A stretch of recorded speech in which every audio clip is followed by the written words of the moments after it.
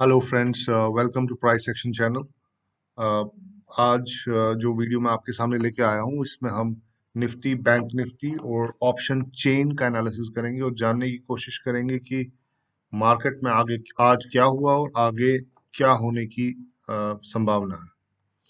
तो जो लोग मेरे साथ जुड़े हुए हैं वो इस चार्ट को बहुत अच्छे से पहचानते होंगे, जिन्होंने मेरे पिछले वीडियोस देखे होंगे। तो निफ्टी में जिस लेवल पे हमारा फोकस है वो लेवल है 14,900 की लेवल। तो मैं आपको पहले से अब जो लोग आज ये वीडियो पहली बार देख रहे हैं उनके लिए मैं ये पहले से बताना चाहूंगा कि निफ्टी का ये जो प्राइस स्ट्रक्चर है इसको एक्सप्लेन करने की कोशिश करता हूँ। तो यहाँ देखें आप, प्राइस जो है, प्राइस ने इस रेजिस्टेंस को टच किया। टच करने के बाद प्राइस नीचे आ गया। उसके बाद ये देखिए यहाँ पर कितने कैंडल्स बने और प्राइस ने फिर कोशिश की इस रेजिस्टेंस को क्रॉस करने की, लेकिन कामयाब नहीं हो पाया। उसके बाद प्राइस एक चैनल स्ट्रक्चर में चला गया, डाउनवर्ड चैनल में चला गया, जो डाउनवर्ड चैनल ऊपर की तरफ टूटी और प्राइस फिर से 14,900 की लेवल को चैलेंज करने लग गया। इस बार आप देख रहे हैं प्राइस जो है वो इस लेवल के ऊपर क्लोज हुआ और इसने यहाँ पर सपोर्ट भी लिया। लेकिन अगले दिन क्या हुआ? अगले दिन प्राइस फिर से गैप डाउन नीचे ओपन हुआ और प्राइस नीचे आ गया। यहाँ पर अगर आप देखें तो ये वाली जो लेवल थी 14,480 या 14,500 आप समझ लें, 14,500 की लेवल जो थी ये एक सपोर्ट बन के आई और इसने इस प्राइस को यहाँ पर फिर से थामा और ऊपर की तरफ प्राइस निकल गया। ये देखिए अगले 4 दिनों में किस तरीके की डिमांड रही कि प्राइस हर दिन गैप अप ओपन हुआ, एवरी डे। ये देखिए यहाँ पर लो ये रहा, उसके बाद नेक्स्ट डे गैप अप, उसके बाद नेक्स्ट डे गैप अप, उसके बाद नेक्स्ट डे गैप अप, उसके बाद नेक्स्ट डे गैप अप। तो जो इंट्राडे प्लेयर्स होंगे उनके लिए तो कुछ भी नहीं बचा, क्योंकि अगर प्राइस डेली गैप अप खुलता है तो उसके बाद उसमें कोई स्कोप नहीं रहता है ऊपर या नीचे जाने का। तो यहाँ पर पैसा किन लोगों ने कमाया होगा? यहाँ पर पैसा उन लोगों ने कमाया होगा जिन्होंने निफ्टी को नीचे बाई किया और उसको होल्ड किया। तो वो इस गैप अप से उन्होंने फायदा उठाया होगा और अच्छा खासा पैसा कमा लिया होगा। आपको याद होगा पिछले जो हमने पिछला एनालिसिस किया था उसमें मैंने आपसे कहा था, तब ये वाला कैंडल बना था। मैंने आपसे कहा था कि प्राइस या तो अब इस लाइन के नीचे ही कंसोलिडेट होगा या फिर इस लाइन के ऊपर चला जाएगा, जो कि 14,900 की लाइन थी। उसके बाद प्राइस इसी तरीके से बिहेव कर सकता है जहां जैसे यहाँ पर बिहेव किया। देखिए यहाँ पर भी प्राइस इस लाइन के ऊपर क्लोज हुआ, अगले दिन गैप डाउन ओपन हुआ। यहाँ पर भी एग्जैक्टली वही हुआ है। प्राइस ने कल के सत्र में क्लोजिंग दी और अगर आप इस कैंडल को इस 3 नंबर कैंडल से कंपेयर करें, यहाँ पर प्राइस काफी ऊपर खुला, ऊपर जाने की कोशिश की और बाद में नीचे क्लोज हो गया। लेकिन यहाँ पर अगर आप देखेंगे तो प्राइस जो है उसका स्प्रेड काफी कम था और यहाँ ही पे कंसोलिडेट हुआ। तो कुछ लोगों को शायद ये भी अंदाजा हुआ होगा कि अब यहाँ से जो ऊपर का रास्ता है वो साफ हो चुका है। लेकिन अगले दिन क्या हुआ? अगले दिन प्राइस ने बिल्कुल वही किया और गैप डाउन ओपन हुआ और फिर बाद में थोड़ी रिकवरी आई। जैसे यहाँ पर 3 नंबर पे आप देख रहे हैं कि प्राइस गैप डाउन ओपन हुआ लेकिन दिन के लोज पे क्लोज हुआ। तो यहाँ पर सेलिंग प्रेशर आज के दिन थोड़ा कम था। तो अब इसमें हमारी किस तरीके से हमारी जो स्ट्रैटेजी है वो किस तरीके से होनी चाहिए? हमारी स्ट्रैटेजी तो बहुत ही सिंपल होनी चाहिए कि हमें कल के दिन में देखना होगा कि प्राइस 14,900 के आसपास क्या करता है। ऐसा हो सकता है कि कल प्राइस फिर से गैप अप खुले और 14,900 के आसपास चला जाए। लेकिन अगर आप कल के दिन प्राइस को 14,900 के जरा सा भी नीचे खुलते हुए देखेंगे, जाते हुए देखेंगे, तो आप इसको आराम से शॉर्ट कर सकते हैं और मेरा ख्याल है आपका जो टारगेट होगा वो 14,500 के आसपास होगा। अब देखिए मैं आपको फिर से एक बात बताऊंगा, निफ्टी में इंट्राडे ट्रेडिंग करना हमेशा प्रॉफिटेबल नहीं होता। यहाँ पर आप देखिए किस तरीके से पिछले 4 दिनों में कैसे प्राइस गैप अप ओपन हुआ। With the result intraday trader के लिए खास कुछ इसमें था नहीं। बस इस दिन थोड़ा कुछ हो सकता था, अदरवाइज इस दिन में भी कुछ खास नहीं था और इस दिन में भी कुछ खास नहीं था। लेकिन यहाँ पर पैसा कौन कमाएगा? यहाँ पैसा वो कमाएगा जो एक पोजीशन लेगा, उस पोजीशन पे एक स्टॉप लॉस लगाएगा और बाद में उस पोजीशन को होल्ड करेगा। तो आप इस 14,900 की लेवल को मॉनिटर करें। कल के दिन अगर प्राइस गैप अप उठता है, गैप अप खुलता है और 14,900 के ऊपर चला जाता है और फिर बाद में नीचे आने की कोशिश करता है और 14,900 के नीचे चला जाता है और सस्टेन करता है थोड़ी देर के लिए। सस्टेन करना बहुत इंपॉर्टेंट है। अगर ये 14,900 के नीचे सस्टेन करता है तो यहाँ पर आप निफ्टी को शॉर्ट कर सकते हैं और 14,500 तक ये जा सकता है। तो निफ्टी एक हिसाब से देखा जाए तो एक पिंग पोंग खेल रही है यहाँ पर। ये देखिए निफ्टी नीचे जाती है, ऊपर जाती है, फिर नीचे जाती है, फिर ऊपर जाती है, फिर नीचे, फिर ऊपर। तो अभी ऐसा लग रहा है कि निफ्टी फिर से नीचे जा सकती है। तो ये हम इसका एनालिसिस और डेप्थ में करेंगे। हम ऑप्शन चेन पे चलते हैं और देखते हैं वहाँ क्या हो रहा है।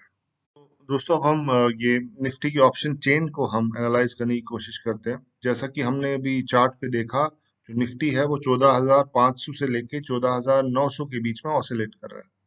तो 14,900 की लेवल जो है वहां पर आपने एक लाइन देखी थी, जिस लाइन को वो बार बार टेस्ट करने की कोशिश कर रहा था और फेल हो रहा था।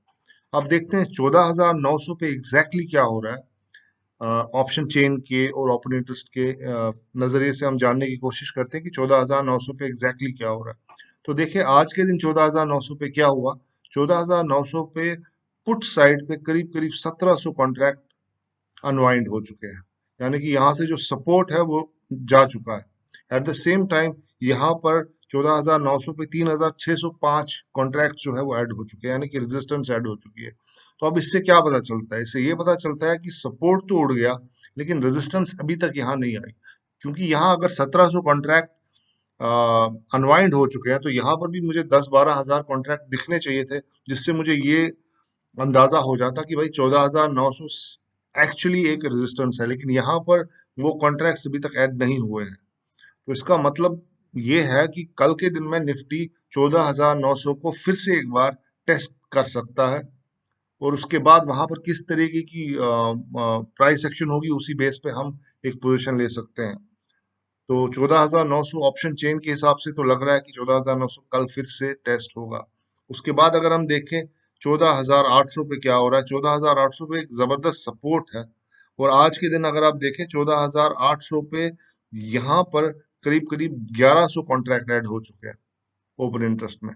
At the same time on the call side 1,600 contract add हो चुके हैं, जो कि काफी सिग्निफिकेंट है। यानी कि 14,800 पे स्लाइटली बियर्स थोड़ा ज्यादा हावी हैं, लेकिन बुल्स भी कुछ उतने पीछे नहीं है। तो 14,800 हमें कुछ ज्यादा तो बता नहीं रहा है यहाँ पर, लेकिन 14,900 ने हमें क्लियरली ये बात बता दी कि यहाँ पर बुल्स की जो स्ट्रेंथ है वो कम हो गई है, लेकिन बियर्स की स्ट्रेंथ अभी तक बढ़ी नहीं है उतनी ज्यादा। तो यहाँ पर थोड़ा और कॉन्ट्रैक्ट बढ़ जाए तो कल के दिन में तो फिर हम ज्यादा कॉन्फिडेंस के साथ ये कह सकते हैं कि 14,900 लेवल जो है वो अब बियर्स के कब्जे में आ चुका है। तो अभी भी लेकिन अगर आप देखें 14,900 पे बुल्स और बियर्स के बीच में करीब करीब 17,000 कॉन्ट्रैक्ट्स का फर्क है अभी भी बुल्स और बियर्स के बीच में। तो अभी भी मेरा ख्याल है 14,900 पे बियर्स का ही कब्जा है। लेकिन थोड़ा और ओपन इंटरेस्ट यहाँ पर ऐड हो जाए तो फिर हम ये कह सकते हैं कि 14,900 बिल्कुल बियर्स की ग्रिप में आ चुका है और फिर हम एक शॉर्ट पोजीशन ले सकते हैं और हमारा टारगेट करीब करीब 14,500 के आसपास हो सकता है। क्योंकि पिछली बार भी हमने देखा कि प्राइस जो है वो निफ्टी जो है वो 14,500 के लेवल तक जा चुका है। तो दोस्तों ये था एनालिसिस निफ्टी की ऑप्शन चेन का। एनालाइज करने की कोशिश करते हैं कि बैंक निफ्टी में क्या हो रहा है। फिर से जो लोग नए हैं उनके लिए मैं फिर से एक बार एक्सप्लेन करने की कोशिश करता हूँ कि यहाँ पर एग्जैक्टली क्या हो रहा है। जो लोग जुड़े हुए हैं उन्हें तो खैर मालूम ही है।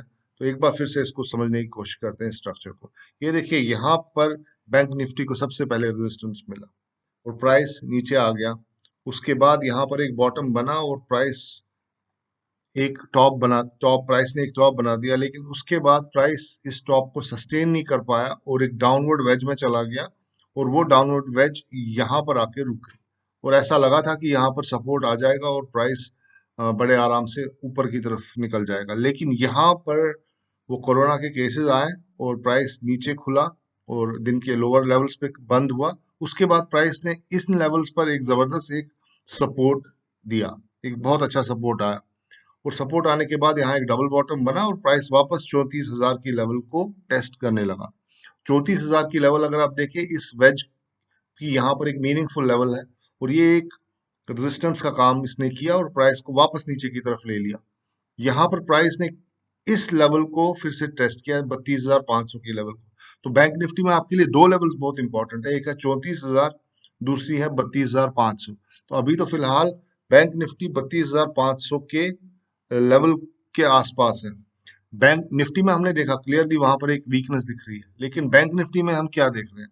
बैंक निफ्टी में हम देख रहे हैं कि जो प्राइस है वो इस 32,500 की लेवल के आसपास है। जब प्राइस 32,500 की लेवल जो है ये काफी एक इम्पॉर्टेंट सपोर्ट है, और ये सपोर्ट अगर होल्ड कर गया तो प्राइस निफ्टी को एक ऊपर की तरफ स्विंग मिलेगा।